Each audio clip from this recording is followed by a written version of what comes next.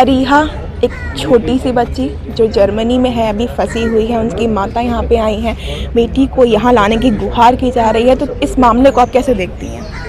मैं देखती हूँ कि ये घटना नया नहीं है, क्योंकि फर्स्ट टाइम मैंने लड़ा था, मेरे केस हुआ था नॉर्वे में। पहले लोगों को पता नहीं था कि गवर्नमेंट इसके साथ जुड़े हुए हैं, और सिर्फ नॉर्वे नहीं, पूरा वेस्टर्न कंट्री में ये चलता है। गवर्नमेंट खुद बच्चे को चुराते हैं और बोलते हैं कि मम्मी पापा के अगेंस्ट में एलिगेशन डालते हैं। एक्चुअली इनका कोई दोष नहीं है, सारे गवर्नमेंट ही ऐसे ही है कि बच्चे को चुरा लेते हैं। इसके साथ उनका पॉलिटिकली कुछ टाई अप है।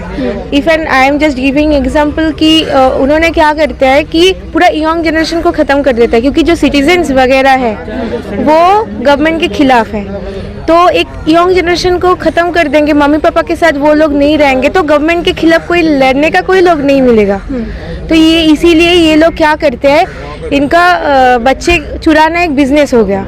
बच्चे को चुरा लेते हैं, उसके बाद फॉस्टर फैमिली में डालते हैं और फॉस्टर फैमिली को करोड़ों रुपए देते हैं, और उसका वही काम है कि बच्चे को रखना। और बाद में ऐसे भी होता है कि वो लोग बच्चे को मर्डर भी कर देता है और उसका बॉडी पार्ट्स बाहर में बिक देते हैं। और ऐसे भी बच्चे के ऊपर मम्मी पापा के अगेंस्ट में इल्ज़ाम लगाते हैं कि मम्मी पापा देखते नहीं हैं। और जो इल्ज़ाम अभी तक उन्होंने लगाया, और सारे बाइजर एक्सप्लेनेशन है, देखा गया कि सेम बहुत सारे केसेस हुए हैं, सेम एलिगेशन। ऐसे कैसे हो सकता है? और मेरे को पता है कि ऐसा आपके साथ भी हुआ है? हाँ। क्या हुआ था आपके साथ? मेरा हुआ था जब पहले हम मेरे हस्बैंड के साथ रहते थे नॉर्वे में, और बच्चे को जब मेरा 4-5 महीने का बच्चा था, और लड़का था 2 साल का, ठीक है। और जब ये लोग मैंने नॉर्वे में जब रहा, तो मैंने कुछ दिन का छुट्टी में था उस टाइम, मैटरनिटी लीव। तो आफ्टर ऑल वो लोग क्या किया कि हमने कुछ चीज़ देख रहा था कि बच्चे से भेड़ बैंगिंग कर रहा है, ऐसे कुछ चीज़ हम देख रही थी। इसीलिए हम गया था जो किंडरगार्टन का एम्प्लॉयज़ है उनके साथ बात करने, तो उनके तरफ से कोई हेल्प मिल जाए। तो उन्होंने बोला कि नहीं, हम क्या करें, हम देखती हूँ। उसके बाद कुछ दिन बाद कुछ लोगों को भेजा, वो लोग बोला कि वो हॉस्पिटल से आएगा, तो बच्चे को चेकअप करने के लिए, क्योंकि नया डिलीवरी हुआ है, उसको थोड़ा देखूंगी। उसका देख के वो बोला कि एक रूटीन बनाऊंगी, ये सब बोला। और उसका एक नाम है कि डिलीवरी के बाद वो लोग एक पूरा बोलते हैं कि हम कैसे बच्चे को संभालना है, ये सारी चीज़ हम लोग दे दूंगी। तो वो वगैरह मैंने सोचा कि ठीक है, ये कितने दिन का बात होगा, हार्डली कि 1 हफ्ते का बात होगा। तो आफ्टर 1 हफ्ते के बाद धीरे धीरे ये बढ़ते जा रहा है। और जब मैं सुबह उठती थी और ये लोग आ जाते थे, और एक तो है मिशेल और सिग्ने बोल के 2 लड़की आए थे, और दोनों ही ब्रिटिश का, एक ब्रिटिश का है, एक नॉर्वेजियन है। तो आपका बच्चा कितना छोटा था? बच्चा है 2 साल का, लड़का 2 साल का, और लड़की था 5 महीने का। और वो लोग ऐसे हरकतें करते थे, दूर से क्या लिखते थे पता नहीं है, और पिक्चर खींचते थे, क्या करते थे पता नहीं है। मुझे जब पूछती थी तब वो लोग बोलते कि ऐसे ही ये नॉर्मल चीज़ है, ये हम सारे घर में जाके ऐसे करती हूँ हम लोग। तो मुझे ऐसे लगा कि इसके पीछे कुछ है, बट खुलासा करके कुछ नहीं बोला इन्होंने। तो उसके बाद इसके बाद तो और भी घटना था, तो उतना मैं नहीं बोलूँगी, कुछ चीज़ें मैं बोलूँगी। वो लोग बहुत हम लोगों को हम इंडिया से आई हूँ, तो इसीलिए उनका ऐसे लगता है कि किसका घर अच्छा हो, अच्छा फैमिली हो, तो उनका जेलस फील होता है, और वो लोग रेशियल कमेंट्स करने लगता है। तो मुझे रेशियल की भी कस्टडी आपसे छीन ली गई थी? हाँ, हमसे छीन ले गई थी, और उन्होंने बहुत सारे रेशियल कमेंट्स किया। जब बच्चे को जब हमने उनके साथ बातचीत कर रही थी, तो ऐसे रेशियल कमेंट्स किया। आपको लगा कि इसके पीछे बहुत सारे चीज़ है जो इन्होंने खुलासा करके कुछ नहीं बताया। तो उसके बाद काफ़ी दिन बाद ये चलता रहा। उसके बाद एक दिन बिन बुलाए मेरा बच्चा जब किंडरगार्टन में था, उससे उठा ले गई, और जो लड़की है वो बोला कि आप लोग आइए। मेरे को पता नहीं चला कि वो ऑलरेडी किंडरगार्टन से बच्चे को उठा ले गई। तो हम जब घर में आया तो बोला कि क्या आपने क्या रूटीन आज तैयार किया। उसके बाद ऐसे कुछ उन्होंने क्या बोला, हंगामा किया और ऐसे डिस्प्यूट, आई मीन सबके सामने ऐसे ऐसे क्वेश्चन करा था मेरे हस्बैंड और मेरे सामने।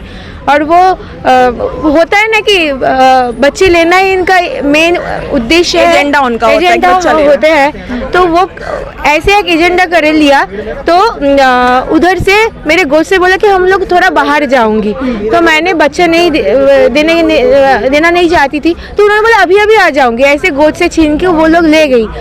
और मैं बहुत चिल्ला रही थी। और वो बाद में बोला कि आप ऐसे करोगे तो तुमको जेल में डाल दूंगी। और मेरे को बोला धमकी दी गई आपको? धमकी दिया और बोला कि तुमको इलेक्ट्रिक शॉक दे दूंगी। और ऐसे कुछ लोगों को भेजा मेरे को इलेक्ट्रिक शॉक देने के लिए। और मेरे पीछे बहुत सारे, मेरे को इतना मेंटल टॉर्चर किया। और ये भी है कि मेरे हस्बैंड की तरफ से कोई मेरे को सपोर्ट नहीं मिला। और मेरा हस्बैंड का फैमिली बाद में ये लोगों के साथ ही जुड़े हुए थे और वो बहुत ही घटिया है, वो छोड़िए। बट मेन चीज़ जो मेरे को बोलना है, हस्बैंड का सपोर्ट वो चीज़ नहीं है, सपोर्ट हो ना हो, बट ये चीज़ है कि हम लोग इंडियन सिटीजन हैं। तो सबसे बड़ी बात है बच्चे को इधर आना सबसे बड़ा चीज़ है। मेरा यही क्वेश्चन है, इतना दिन हो गई फिर भी गवर्नमेंट कुछ नहीं कर रहा है। इवन मैंने चाइल्ड वेलफेयर के जो मेन है उसके साथ भी मैंने बात किया। तो मेरे को लगता है ले गए थे तो आपके बच्चों को फिर कब दिया गया? वो 1 साल बाद। और हमने उस टाइम सुषमा स्वराज थे, बहुत हेल्प किया था। और वृंदा जी तो बहुत हेल्प किया था, मणिशंकर आयर, सुरन्या, सब लोग आके धरना दिया था। और ये लोग सच बोलूं ये लोग बहुत हेल्प किया था। और उस टाइम जो भी मिनिस्टर्स था सब लोग, ऐसे कोई कांग्रेस बीजेपी ऐसे बोल के कोई नहीं था, सब लोग आ गए थे। और ये पार्लियामेंट तक गए थे। गवर्नमेंट खुद जो मिनिस्टर है, प्राइम मिनिस्टर है, वो भी ये केस में शामिल थे। तो वो लोग और भी घटना है उसके पीछे। तो वही मैं बोलना चाहती हूँ कि मेरा मेन कॉज है बोलने का कि इतना दिन बच्चे को छीन ले गई तो गवर्नमेंट क्यों चुप ऑलरेडी है, क्यों कुछ नहीं कर रहा है? क्योंकि दिन तो बीत जा रहा है और जो फैमिली में बच्चे हैं उसका तबीयत भी और भी बिगड़ते जा रहा है। और कभी कोई बच्चे माँ बाप को छोड़ के कभी कोई फॉस्टर फैमिली कभी अच्छा नहीं रहता है। Even I am just giving example of my son and daughters. मेरा डॉटर का बहुत छोटे थे, उसका कुछ उतना असर नहीं पड़ा, वो भूल गई। बट वो लड़की के ऊपर जो बुरा असर पड़ा ना, अभी वो ठीक नहीं हुआ।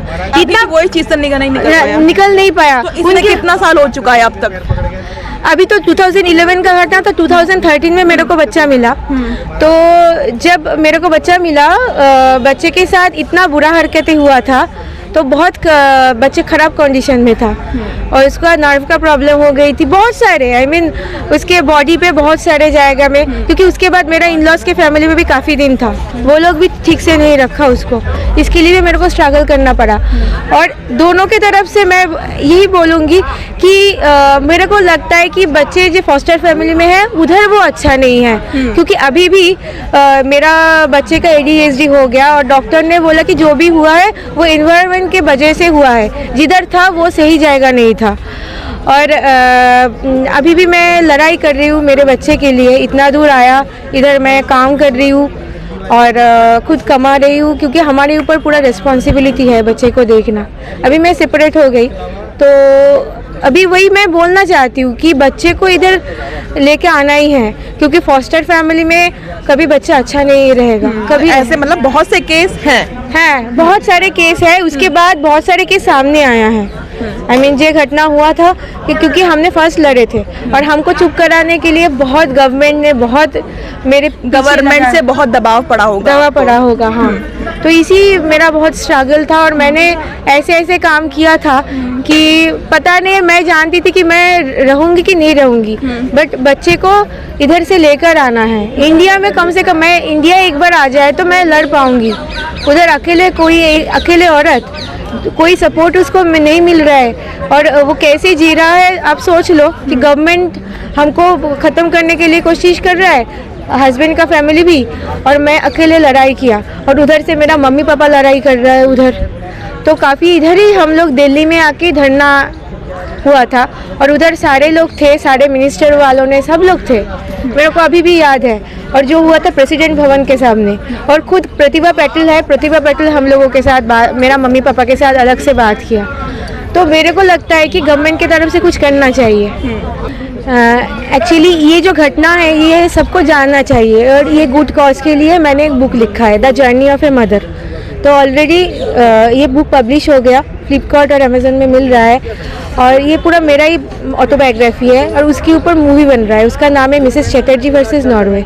इसमें रानी मुखर्जी किरदार निभा रही है, और ये बहुत जल्दी पब्लिश होगा। आप लोग बहुत सही काम कर रहे हैं, ये जनता को अवेयर कराना चाहते हैं इन सब घटनाओं से।